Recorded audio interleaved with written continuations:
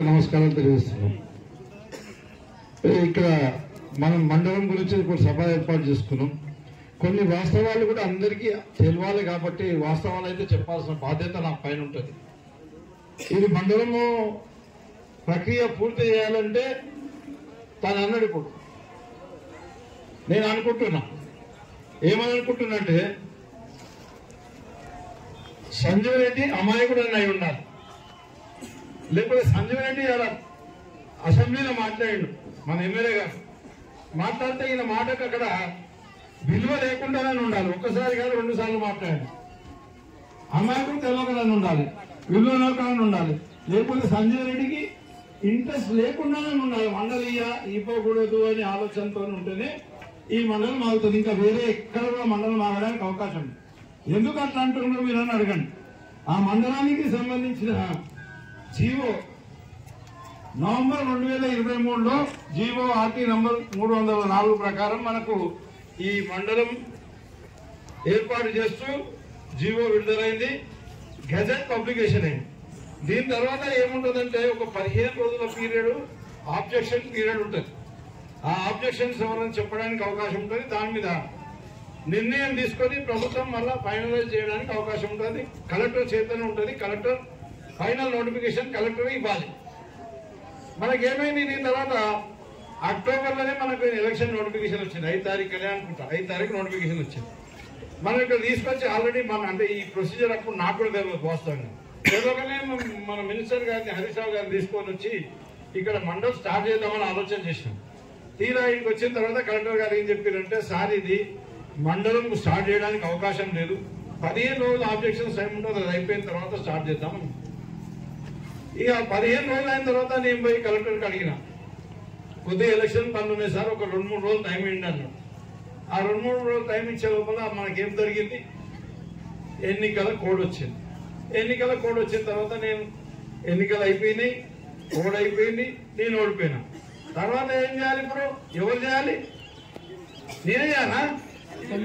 నేను చేస్తే ఎవరన్నా ఏం చేయాలి? ప్రక్రియ పూర్తి చేయాలి అంతే. ఇంకా కొత్తగా మండలం పోయి ఆడ అసెంబ్లీలో అడగాల్సిన అవసరం లేదు, ఇంకెక్కడ అడగాల్సిన అవసరం లేదు. జీవో వచ్చింది, గెజెట్ పబ్లికేషన్ అయింది, ఆబ్జెక్షన్స్ కంప్లీట్ చేయాలి. కంప్లీట్ చేసి మండలం కొత్తగా ప్రారంభించాలి. రెవెన్యూ మండలం ప్రారంభించాలి. అదే మాదిరిగా మండల ప్రజా పరిషత్ కూడా ప్రారంభించాలి. ఏం జరిగింది? కొత్తగా ఏర్పాటు చేసిన నిజాంపేటలో జరిగిపోయింది. నిజాంపేటలో జరిగింది, ఇక్కడ తడకల్లో జరగలేదు. తడకల్లో కూడా ఒకవేళ మీరు ఇంట్రెస్ట్ తీసుకుంటుంటే ఈ 15 నెలల కాలంలో 2 రోజులు పని అయిపోతుంది. నేను ఇప్పటికీ పెద్దలు చెప్పారు, మన గంగరామన్న గారు చెప్పారు, మీకు ప్రొసీజర్ తెలియకపోతే న్యాయంబడి రండి, కలెక్టర్ దగ్గర కూర్చోండి, 2 రోజులు కూడా ఈ మండలం డిక్లేర్ చేయించే బాధ్యత మా అన్నగారిని లేకపోతే మాది బాధ్యత అని చెప్పేస్తే లేదు. దీని ద్వారా మీకు అర్థమవుతుంది, ఎవరు ఏం అర్థమవుతుంది, ఎందుకు ఆగుతుంది ఈ మండలం అనేది అర్థమైందా కాలేదా మీకు? సార్ ఒక్కరు కాదు, మన అదృష్టానికి మన ruling party Congress party, ruling పార్టీకి సంబంధించిన సర్పంచ్ ఎమ్మెల్యే గెలిచిండు, రూలింగ్ పార్టీకి సంబంధించిన ఎంపీ కూడా నారాయణఖేడ్ అతనే గెలిచిండు. వాళ్ళిద్దరు గెలిచిన తర్వాత వాళ్ళిద్దరు అనుకుంటే ఇది ఒక 5 నిమిషం 2 రోజుల పని పూర్తి అయిపోతుంది. కానీ దీన్ని ఎవరు ఆపుతుంది అనేది ప్రజలందరూ అర్థం చేసుకోవాలి. నేను ఒకవేళ మీరు ఆపుతలేరు, మాకు తెలియక ఇదంతా జరిగిందంటే నేను వస్తా, గంగరామన్ వస్తా, మా ఆయన రండి, పోదాం, కలెక్టర్తో మాట్లాడదాం, ఇంకా అవసరం పడితే 7 గంటలు ఆడిపోదాం, కంప్లీట్ చేపిద్దామని చెప్పేసి సంజయ్ రెడ్డి గారికి ఈ మాటకు కట్టుబడి ఉంటారా, గంగరామన్న గారు చెప్పారు కాబట్టి కట్టుబడి ఉంటారా అని సంజయ్ రెడ్డి గారికి ఎంపీ గారికి నేను విజ్ఞప్తి చేస్తున్నా. మనం అందరం కలిసి కంప్లీట్ చేద్దాం. ఇంకో విషయం, అసలు ఈ నారాయణఖేడ్ నియోజకవర్గంలో మొత్తం తెలంగాణ ఆంధ్రప్రదేశ్ రాష్ట్రంలో మాండలిక వ్యవస్థ తెచ్చింది ఎన్టీ రామారావు గారు. ఎన్టీ రామారావు గారు మాండలికం వ్యవస్థ తీసుకొచ్చినప్పుడు మన దగ్గర 5 మండలాలు ఏర్పాటు చేశారు. అప్పుడు ఎవరు ఏర్పాటు చేశారు? మా నాన్నగారు వెంకటరెడ్డి గారు 5 మండలాలు ఏర్పాటు చేశారు. ఆ తర్వాత ఎన్నో ప్రభుత్వాలు మారినాయి, మధ్యన ఎక్కువ మండలాలు ఏర్పడలేదు. కానీ ఒక్కసారి తొగుటా మండలం ఏర్పాటైంది. తొగుటా మండలం ఏర్పాటు అయినప్పుడు మన తడకల్ మండలం ఏర్పాటు చేయడానికి అవకాశం లేకుండానా, సిరిగాపూర్ మండలం ఏర్పాటు చేయడానికి అవకాశం లేకుండానా, నాగలింగ మండలం ఏర్పాటు చేయడానికి అవకాశం లేకుండానా, నిజాంపేట మండలాన్ని ఏర్పాటు చేయడానికి అవకాశం లేకుండా అంటే వీళ్ళు చాతగాక చేయలేదా, ఇష్టపూర్వకంగా చేయలేదా అనేది కూడా మీరు కొద్దిగా ప్రజలు ఆలోచించుకుంటే బాగుంటుంది. వీళ్ళు మాత్రము ప్రజల గురించి ఆలోచిస్తలేరు, కేవలం వాళ్ళు ఓట్ల గురించి మాత్రమే ఆలోచిస్తున్నారు. ఏం సార్ అట్లా అంటూ ఓట్ల గురించి అని అంటే నేను దానికి కూడా జవాబు చెప్తాను. ఎందుకనంటే ఒక్కసారి అధికారం వచ్చిన తర్వాత రాజకీయం ఆడదు. రాజకీయం ఆడడం పద్ధతి కాదు. వాళ్ళకి అధికారం వచ్చిన తర్వాత సిర్గాపూర్ మండలం గురించి పోరాటం చేసి సిర్గాపూర్ మండలం ప్రజలను రెచ్చగొట్టేసి ఒక 10 ఎలక్షన్లు ఉంటాయి, అది ఇది కలిపి ఒక 10-15 ఎలక్షన్లు అయినాయి. ఆ 10-15 ఎలక్షన్లలో సిర్గాపూర్ మండలం ప్రజలకు మేము అన్యాయం చేసినామని చెప్పేసి వాడుకొని ఓటు వేసుకున్నారు. కానీ ఆ సిర్గాపూర్ మండలం ఏర్పాటు చేయలేదు ఈ కాంగ్రెస్ నాయకులు. తిరిగి నేను ఎమ్మెల్యే అయిన తర్వాత మా నాయన 5 చేస్తే నేను 4 మండలాలు ఏర్పాటు చేసిన. ఒకటి సిర్గాపూర్, ఒకటి నాగిల్గిద్ద, ఒకటి నిజాంపేట్, ఒకటి ఇడి తాలూకాలు. ఏర్పాటు ప్రక్రియ పూర్తయిందని ఆపారు. ఇది ఎంత అన్యాయమైన మాట. సరే, వాళ్ళు ఆ రోజు చేసింది నిజమైన ధర్నా అయితే, ఓట్ల కొరకని చేసింది కాదు, ప్రజలకు మోసం చేసే కొరకని చేసింది కానీ ధర్నా అయితే ఆ ప్రక్రియ కంప్లీట్ చేసేది ఉండే కదా. ఎందుకొరకు ఆపారు? వాళ్ళు వెనకాలన్న నాయకులు నేను చెప్తున్నాను. ఎందుకంటే సందర్భం వచ్చినప్పుడు విషయాలు అందరికీ అర్థం కావాలి. ఇంతమంది జమైనప్పుడు వాస్తవాలు అయితే చెప్పాల్సిన అవసరం మన పైన ఉంది. మీరు వెనకాలన్న నాయకులకు నేను అడుగుతా, వాళ్ళైతే నాటకాలు ఆడిరు, ఓట్ల కొరకని నాటకాలు ఆడిరు. మీరు కూడా ఆ నాటకంలో భాగస్వాములైనరా? ఇప్పుడు వాళ్ళకు మండలం అవసరం లేదు. సంజయ్ రెడ్డి గారికి, ఎమ్మెల్యే గారికి మండలం అవసరం లేదు. ఎంపీ సురేష్ చేసిండ్రు. మా నాన్నగారు వెంకటరెడ్డి గారు 5 మండలాలు ఏర్పాటు చేశారు. ఆ తర్వాత ఎన్నో ప్రభుత్వాలు మారినాయి. మధ్యన ఎక్కువ మండలాలు ఏర్పడలేదు కానీ ఒక్కసారి తొగుటా మండలం ఏర్పాటైంది. తొగుటా మండలం ఏర్పాటు అయినప్పుడు మనం తడకల్ మండలం ఏర్పాటు చేయడానికి అవకాశం లేకుండేనా? సిర్గాపూర్ మండలం ఏర్పాటు చేయడానికి అవకాశం లేకుండేనా? నాగిల్గిద్ద మండలం ఏర్పాటు చేయడానికి అవకాశం లేకుండేనా? నిజాంపేట మండలం ఏర్పాటు చేయడానికి అవకాశం లేకుండేనా? అంటే వీళ్ళు చాతగాక చేయలేదా, ఇష్టపూర్వకంగా చేయలేదా అనేది కూడా మీరు కొద్దిగా ప్రజలు ఆలోచించుకుంటే బాగుంటుంది. వీళ్ళు మాత్రము ప్రజల గురించి ఆలోచిస్తలేరు, కేవలం వాళ్ళు ఓట్ల గురించి మాత్రమే ఆలోచిస్తున్నారు. ఏం సార్ అట్లా అంటూ ఓట్ల గురించి అని అంటే నేను దానికి కూడా జవాబు చెప్తాను. ఎందుకనంటే ఒక్కసారి అధికారం వచ్చిన తర్వాత రాజకీయం ఆడదు. రాజకీయం ఆడడం పద్ధతి కాదు. వాళ్ళకి అధికారం వచ్చిన తర్వాత సిర్గాపూర్ మండలం గురించి పోరాటం చేసి సిర్గాపూర్ మండలం ప్రజలను రెచ్చగొట్టేసి ఒక 10 ఎలక్షన్లు ఉంటాయి, అది ఇది కలిపి ఒక 10-15 ఎలక్షన్లు అయినాయి. ఆ 10-15 ఎలక్షన్లలో సిర్గాపూర్ మండలం ప్రజలకు మేము అన్యాయం చేసినామని చెప్పేసి వాడుకొని ఓటు వేసుకున్నారు. కానీ ఆ సిర్గాపూర్ మండలం ఏర్పాటు చేయలేదు ఈ కాంగ్రెస్ నాయకులు. తిరిగి నేను ఎమ్మెల్యే అయిన తర్వాత మా నాయన 5 చేస్తే నేను 4 మండలాలు ఏర్పాటు చేసిన. ఒకటి సిర్గాపూర్, ఒకటి నాగిల్గిద్ద, ఒకటి నిజాంపేట్, ఒకటి ఇడి తాలూకాలు. ఏర్పాటు ప్రక్రియ పూర్తయిందని ఆపారు. ఇది ఎంత అన్యాయమైన మాట. సరే, వాళ్ళు ఆ రోజు చేసింది నిజమైన ధర్నా అయితే, ఓట్ల కొరకని చేసింది కాదు, ప్రజలకు మోసం చేసే కొరకని చేసింది కానీ ధర్నా అయితే ఆ ప్రక్రియ కంప్లీట్ చేసేది ఉండే కదా. ఎందుకొరకు ఆపారు?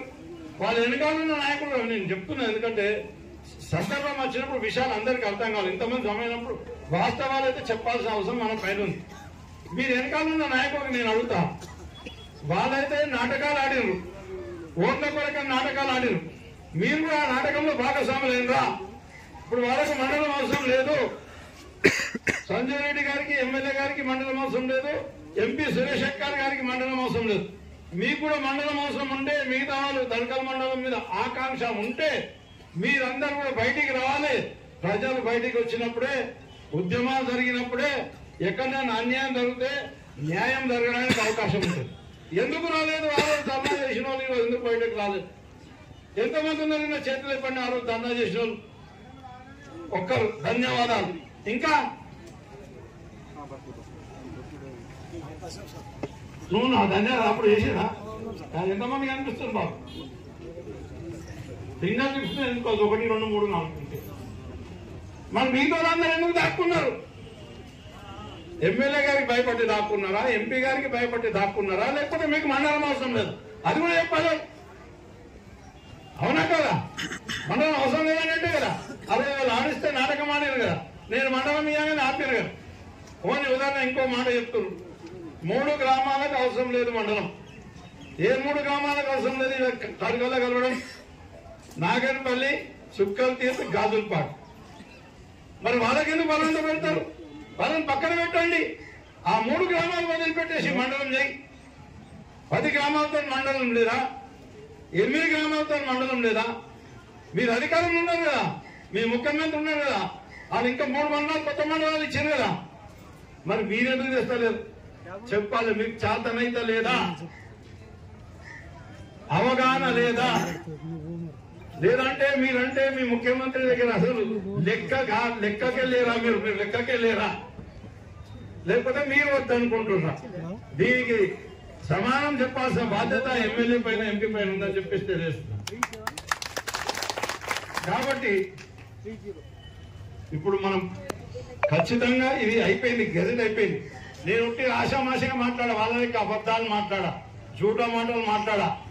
ఇప్పుడు ఇంతకుముందు గంగారమ్మని చెప్పారు, మా రాజకీయ నాయకులు జూటా మాటలు మాట్లాడి గెలిచే అలవాటు ఉంది. వాస్తవమే, జూటా మాటలు మాట్లాడి గెలిచే కొరకని ఈడ మండలం ఉద్యమాన్ని మనం పెట్టారు. కానీ తప్పించి వాళ్ళకి నిజంగానే మండలం మీద ప్రేమ ఉంటే ఆ మండలం మా అధికారంలోకి రాగానే ప్రక్రియ కంప్లీట్ చేస్తుంది. వాళ్ళు మాట్లాడినే జూటా మాటలు. కాబట్టి మనం పోరాటం చేస్తేనే ఏదైనా సాధ్యమవుతుంది. నేను అదే కదా నేను చెప్పేది.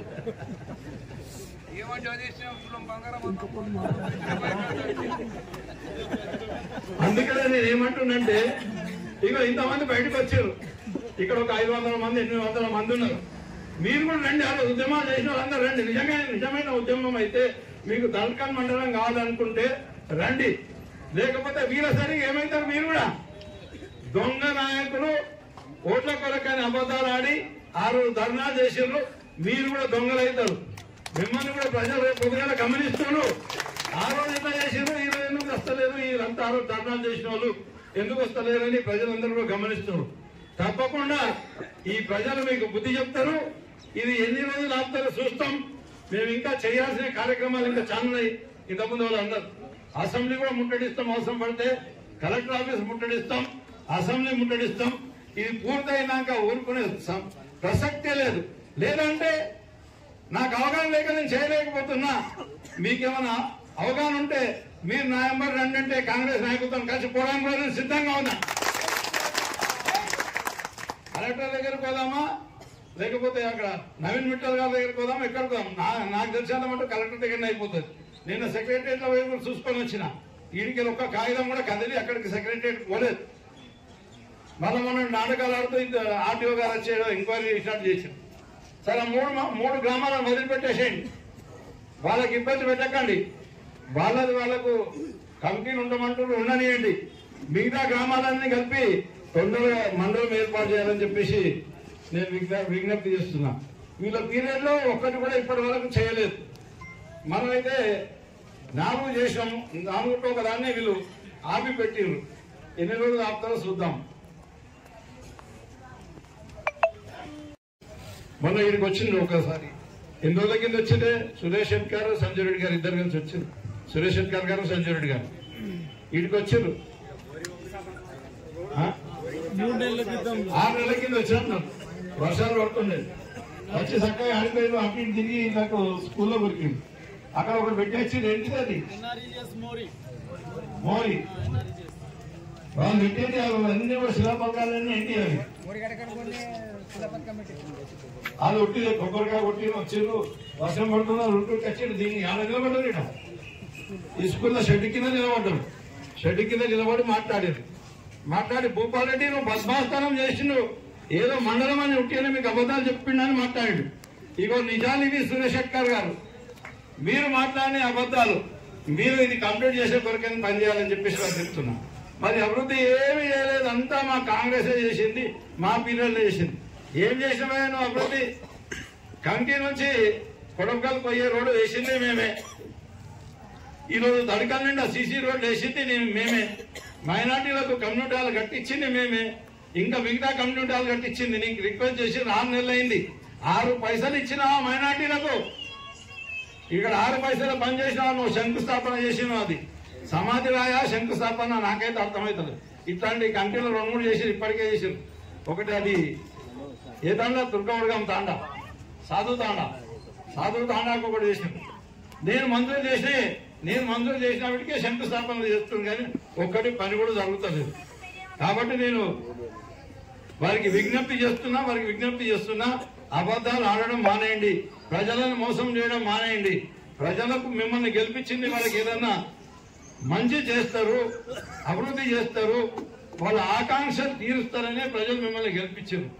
కాబట్టి మీరు వాళ్ళ ఆకాంక్షలు తీర్చే కొరకని ఖచ్చితంగా కష్టపడాలి. ఈ విషయంలో, మండల విషయంలో మీకు ఏమైనా అవగాహన లేకపోతే మీతో పాటు పోదాం, మాట్లాడదాం, అది సాధించుకుందామని చెప్పేసి మీకు తెలుసు. అదే మాదిరిగా మీరు ఇంకేమన్నా అభివృద్ధి పనుల విషయంలో కానీ, అన్ని విషయంలో కానీ చాలా విషయాల్లో కూడా అవగాహన లేక పొడగొట్టుతున్నారు. చాలా పోతున్నాయి విధములంగా. ఉదాహరణకి మా నారాయణఖేడ్ నల్లవాగు రోడ్ ఉంది, నల్లవాగు మాసంపల్లి రోడ్ ఉంది. దాన్ని ఫైనాన్షియల్ క్లియరెన్స్ ఇచ్చిన తర్వాత ఓన్లీ R&B డిపార్ట్మెంట్ లో జీవో ఇవ్వాలి, అది ఓడగొట్టేసారు. ఇట్లా ఎన్నో వర్కులు, శాంక్షన్ అయిన వర్కులు క్యాన్సిల్ చేసారు. కొన్నేమో శాంక్షన్ అయిన వర్కులు ఉంటే 2 సార్లు బిల్లు చెప్పుకుందామని మన అడిషనల్ గా శాంక్షన్ చేశారు. దాని మీద ఇంకోసారి గట్టిగా మాట్లాడతా. అభివృద్ధి ఏదైనా జరిగిందంటే ఈ కమిటీ మండలానికి అది కేవలం టీఆర్ఎస్ పార్టీతో జరిగింది. తడకల్ సరౌండింగ్ కూడా అభివృద్ధి జరిగిందంటే ఎట్లా రాగడతానే వాళ్ళంటే ఎట్లుంటుంటే బలరాం మీకు ఎంత బాధపడ్డారు. మళ్ళీ దాన్ని మొత్తం చేసి ఇచ్చేసినాం. మన రాష్ట్రం వాళ్ళంటే పోయినప్పుడల్లా వదిలిపెడుతున్నారు, అది కంప్లీట్ చేసి ఇచ్చేసినాం. ఇప్పుడు ఇది శాంక్షన్ చేస్తే నల్లవాగు నుంచి, తడకల్ నుంచి నల్లవాగు రోడ్డు, దాని మీద మోరి నీళ్ళు వాడుతున్నాయి. ఈ కాంగ్రెస్ పాలన మోరి నీళ్ళు వాడుతున్నాయి, రోడ్డు మీద మోరి నీళ్ళు మొత్తం పొక్కలైనాయి. అది కూడా మంజూరు చేస్తే అది అట్లనే పెండింగ్ ఉంది. ఇట్లా ఏది కూడా పూర్తి చేయకుండా, ఏ పని చేయకుండా ప్రజల ఆకాంక్షలను మమ్ము చేసే కొరకని కేవలం రాజకీయాల కొరకే, ఓట్ల కొరకే ఈ మండలాన్ని ఆపేయడం తగదు. వెంబడే ఈ మండల ప్రక్రియ పూర్తి చేయాలి. మీరు కొత్తగా ఇచ్చేదేం లేదు, సచ్చేదేం లేదు, ఇవ్వాల్సిన అవసరం కూడా లేదు. ఖాళీ నడుస్తున్న ప్రక్రియని పూర్తి చేసి ఈ మండలంలో ఎంఆర్ఓ ఆఫీస్ కూర్చోబెట్టాలి, ఎంపీడీ ఆఫీస్ కూర్చోబెట్టాలని చెప్పేసి విజ్ఞప్తి చేస్తూ మీరు ప్రజలు అర్థం చేసుకోండి. మీకు ద్రోహం చేసి ఆ రోజు ధర్నా చేసిన వాళ్ళు అసలు వాళ్ళ ఉద్దేశం ఏముండే, ధర్నా చేసిన వాళ్ళ ఉద్దేశం ఏముండంటే నన్ను కనుక రెచ్చగొడితే భూపాల్ రెడ్డి మొండోడు, మండలం ఇయ్యడు, మాకు ఓటేస్తారనే ఉద్దేశంతోనే రెచ్చగొట్టిరు తప్పించి వాళ్ళకు మండలం కావాలనే ఉద్దేశం అసలే లేకుండే. కానీ నేను ఎప్పుడు ఒకటే ఉద్దేశం ఉండే, మండలం ఇస్తా అని చెప్పుకుంటూనే వచ్చిన, మండలం ఇచ్చి తీరినా దాని ప్రక్రియ పూర్తి చేయాల్సిన బాధ్యత ఉండే. ఎలక్షన్ కోడ్ వచ్చింది, ఎలక్షన్ కోడ్ అయిపోయిన తర్వాత దాని ప్రక్రియ పూర్తి చేయాలి. మీ అబద్దాలు, మీ నాటకాలు అవన్నీ కూడా బంద్ చేయాలని చెప్పేసి ఈ ఎమ్మెల్యే గారికి, ఎంపీ గారికి కూడా విజ్ఞప్తి చేస్తున్నా. అదే మాదిరిగా ఈ నాయకులు ఎవరైతే అప్పుడు ధర్నా చేశారో తప్పకుండా మీ లోపల మార్పు రాకపోతే ప్రజలంతా గమనిస్తున్నారు. మీకు రాబోయే స్థానిక సంస్థల ఎన్నికల్లో గాని ఇంకా ఎన్నో గాని తప్పకుండా మిమ్మల్ని పొందబెట్టేది ఖాయం. అదే మాదిరిగా మన అన్నగారు చెప్పినట్టు అన్ని అబద్దాలు చెప్తేనే అధికారంలోకి వచ్చారు. మీకు ఆ అబద్దాలు అనేది తను చెప్తుండో, నేను చెప్తున్నా, లోకమంతా చెప్తుంది. ఆ అబద్దాలు చెప్పబట్టిగా నేను ఓడిపోయినా. మీరేమన్నా ఆశిస్తూనేమో నాకు తెలియగా, మీకు పెన్షన్ వస్తుందని ఆశిస్తుండ్రా, లేకపోతే ఏమి ఇంద్రమ్మ ఇల్లు వస్తుందని ఆశిస్తుండ్రా, ఇంకేదైనా ఆశిస్తుండేమో కానీ అవన్నీ కూడా ఏమీ రావు. అవన్నీ పచ్చి అబద్దాలు. అవన్నీ బంగారం కూడా రాదు. ఆడపిల్లలకు 2500 కూడా రావు. మరి కాలేజీ పిల్లలకు సైకిళ్లు కూడా రావు. ఏ ఒక్క స్కీమ్ కూడా మన ఎస్సీలు ఉన్నారా ఎస్సీలు అంబేద్కర్ అభయస్థంలో ఎన్ని ఇస్తామన్నారే? 12 లక్షల రూపాయలు ఇస్తామన్నారు. 15 నెలలు ఊసున్నదా? ఇప్పటికీ ఊసలేదు. ఎస్టీ మా బలరాం ఉన్నాడు కదా, మీకు వచ్చినేమో 12 లక్షలు. కాంగ్రెస్ ఇస్తామని మేనిఫెస్టోలో పెట్టింది. తర్వాత ఇంకోటి అన్నారు మీకు గ్రామ పంచాయతీకి 20 లక్షలు, ఒక సంవత్సరానికి 20 లక్షలు ఇస్తామన్నారు. వచ్చినాయి ఎస్టీ గ్రామ పంచాయతీకి 20 లక్షల రూపాయలు వచ్చినాయా? వచ్చినాయి. 12% రిజర్వేషన్ ఇచ్చిరా? 12% రిజర్వేషన్లు వచ్చినా? మా సాయిలకు 18% రిజర్వేషన్లు వచ్చినట్టు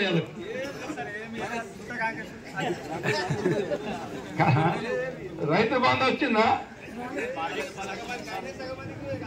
అన్ని అబద్ధాలు ఆడి అధికారంలోకి వచ్చిండ్రు. వాళ్ళు ఖచ్చితంగా ఈ మండల ఎలక్షన్ లోపల, ఈ గ్రామ పంచాయతీ ఎలక్షన్ లోపల మనకు మండలి కనుక ఇవ్వకపోతే ఖచ్చితంగా మనం బుద్ధి చెప్పాలి. నేను కూడా నా వంతు నేను కష్టపడుతూనే ఉంటాను. అవసరం పడితే అన్నగారు చెప్పారు, నేను కొత్తగా వచ్చింది మా బాధ్యత. నాకున్న అనుభవంతో రాజకీయ నాయకులను ఇసుంటి చూట మాట్లాడతాము, మా రక్తమే చూట నచ్చినప్పుడు నేను చెప్పాను. మరి మీరు కూడా మీరేం తక్కువ. భూపాల్ రెడ్డి పటేల్ గారికి వెళ్ళిండి ఎమ్మెల్యే, మీ ఎమ్మెల్యే అంటే మీరు కూడా ఏమంటారు, సార్ ఇక్కడ ఒక పోచమ్మ గుడి కడతాను చెప్పు, ఇప్పుడు రోడ్డు ఇక్కడ వేస్తానని చెప్పంటారు. మీరు ఎట్లా చెప్పారు తండ్రి అంటే మీరు చెప్పు సార్ ఎలక్షన్ అంటే చూస్తారా. మా కథనే అట్లుంది. 78 జనవరి 16న రోడ్డు మీద చెప్పులు గుర్తు ఎమ్మెల్యే స్టడీ చేసింది. మరి రాజశేఖర రెడ్డి గారు చాలా గొప్ప వ్యక్తి. ఆయన కూడా నిజంగా చనిపోకుంటే మనకు తెలంగాణది రాదు, అర్థం చేసుకుంటే. మరి వ్యవహారంలో ఎక్కడెక్కడో పోతున్నాం, కలిగా అంతంలో ఉన్నాం, ఆగమాగం జరుగుతున్నాం. 83లో ఎమ్మెల్యే ఉండే, శివరావు షెట్కర్ కూడా 78లో ఎమ్మెల్యే ఉండే.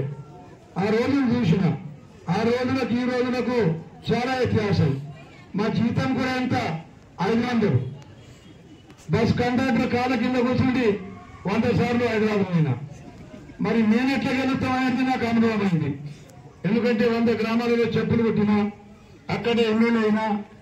నేను ఎక్కువ మట్టుకు ఇప్పుడు కూడా బంధు ఎక్కువ మట్టుకు మాది పడేది ఒక పార్టీ, పోలీసు పడేది ఒక పార్టీ. వాళ్ళు వీకులాగా నేను గెలవాలా, పంచాయతీ మీదే. మరి అదే విధంగా కష్టపడ్డారు. 2 సార్లు ఎమ్మెల్యే చేశారు మీరు. జియో ఇప్పుడే చూసినా జియో వచ్చింది. ఇప్పుడు తగున వర్తిగా అంటే కష్టపడ్డారు, కానీ 7 నెలలకి పుట్టింది పిల్ల. 9 నెలలు కావాలా చెప్తా ఉన్నాడు, పోరు వచ్చింది.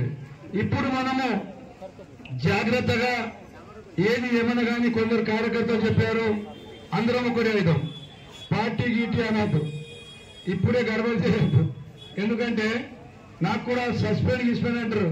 అసలు మా పార్టీ సస్పెండ్ పార్టీ కాంగ్రెస్. మీకు తెలుసో లేదు, 1977లో ఇందిరాగాంధీకి కాంగ్రెస్ పార్టీకి తీసేసిండ్రు. తీసేసి ఆవు జాగా గుర్తు కాంగ్రెస్ ఉండే. ఇది ఎవరికి అర్థం కాదు. ఇది కాదు, ఇంకొకటి కూడా కాదు. ఇందిరాగాంధీకి సస్పెండ్ చేసినాకనే ఆమె చేయి గుర్తు తీసుకొని, ఎట్లయితే రాజశేఖర్ కొడుకు పంట గుర్తు తీసుకున్నాడు అట్లా ఆమె చేయి గుర్తు తీసుకున్నది. అప్పుడు మేము సస్పెండ్ అని ఉన్నాం, ఇప్పుడు మీ సస్పెండ్ అని ఉన్నాం అనుకుంటా. నాకు కూడా 3 సస్పెండ్ చేసిండు. రాజశేఖర్ చేసిండు, ఆర్మీకిండు, డీసీ చేసిండు, ఆర్మీండు. ఇక మీరు హుషారు అయ్యా, హుషారుకు నేను జర గుర్తుపట్టి 3 ఏళ్ళ సంది ముఖ్యమంత్రి అన్నా.